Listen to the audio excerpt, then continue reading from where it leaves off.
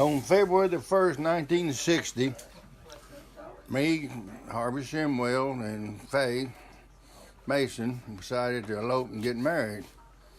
So she skipped school that day, and I got off work a little early from the fire station. Somebody come in and work for me. We headed out to Shawneetown up in Illinois to get married. And we started out that way up there, and we didn't have any marriage license, or didn't have blood work done either. So we had to get that done before we could get married.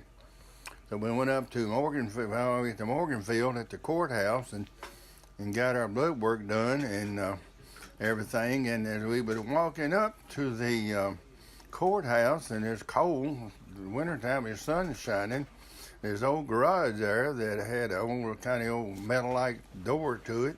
And we went up and kind of made a racket. A bunch of sparrows flew out of the building and flew right over her head and shit right on the top of her head. And there she was. I said, damn, this ain't, I wonder if it's a bad omen or a good omen.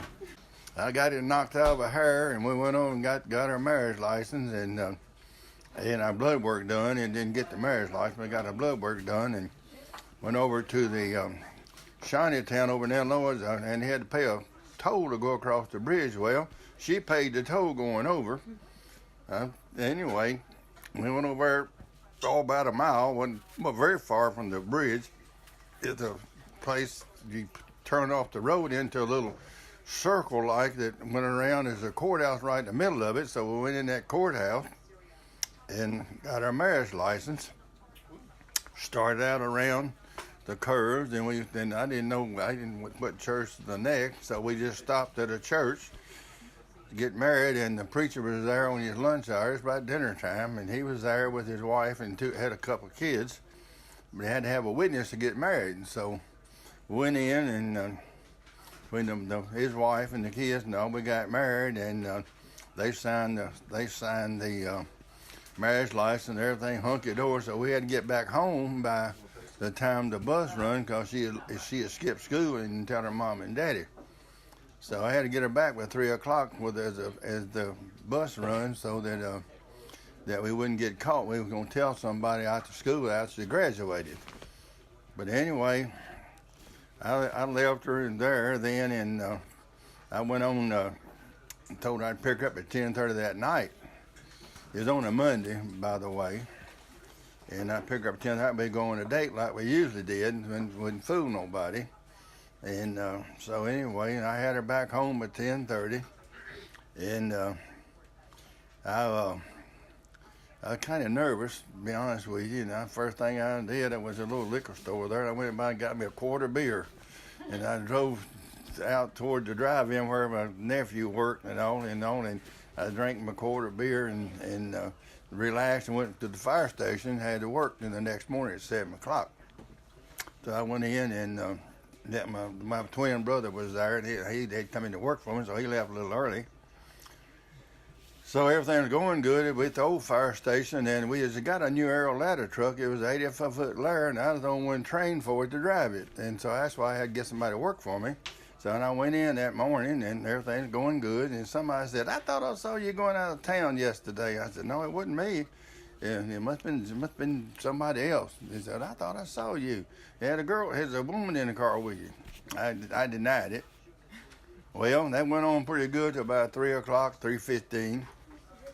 And phone rung. It was for me. It was Faye. She was crying. "What am I going to do? What am I going to do? Mom and Daddy's on the way home." The Kay Farmer then was her first cousin, and Faye had never missed a day of school since the 6th grade, so she'd been 7 years without a day of perfect attendance. I didn't know that. I probably might have backed out and went another day. But anyway, her cousin went home and told her mama, which Mr. Mason's Faye's daddy, told him that Faye didn't go to school yesterday. She was sick, I guess. So naturally, she called Mr. Mason, and Miss Mason must have answered her phone and want to know how Faye was doing, because she was sick. Well, shit hit the fan, and y'all pardon my language.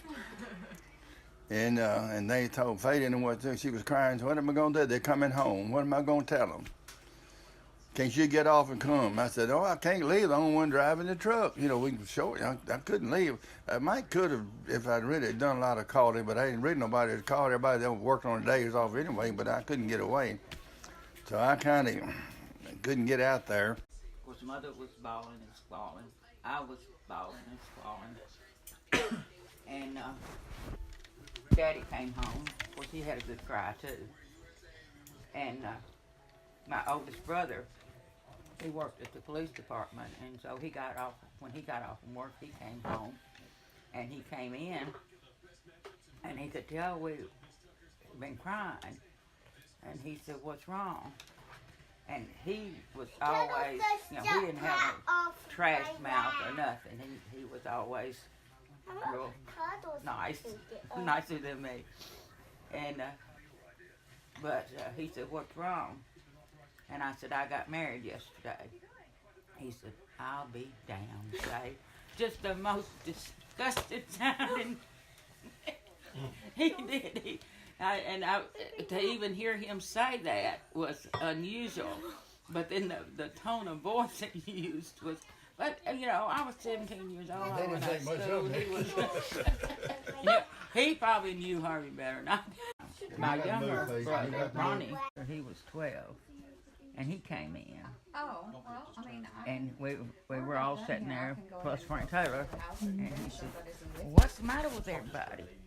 And I said, I got married yesterday. He said, well, congratulations.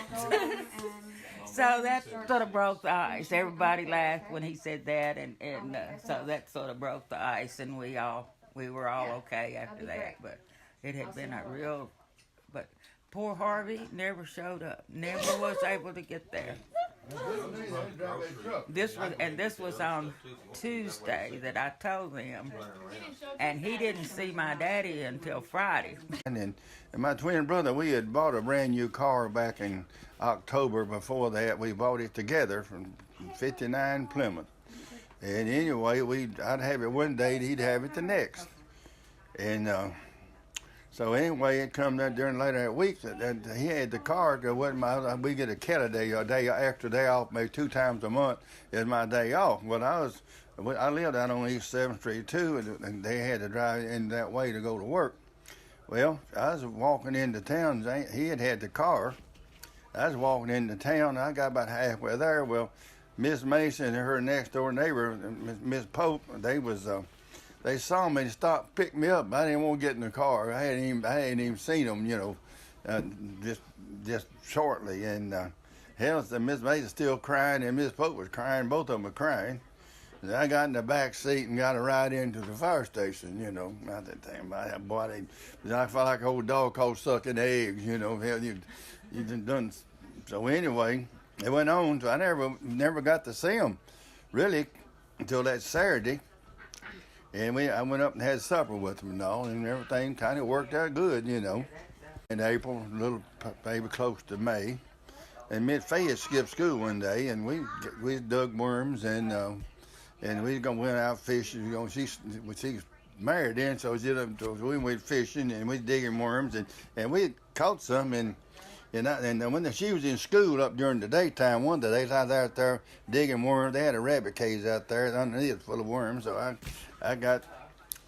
started getting worms and all, and my twin brother drove up in the car. That's when my day is off. I got out there, and he drove up in the car. Never know what I was doing. I said, well, I'm getting ready to go fishing, and he said, I got married.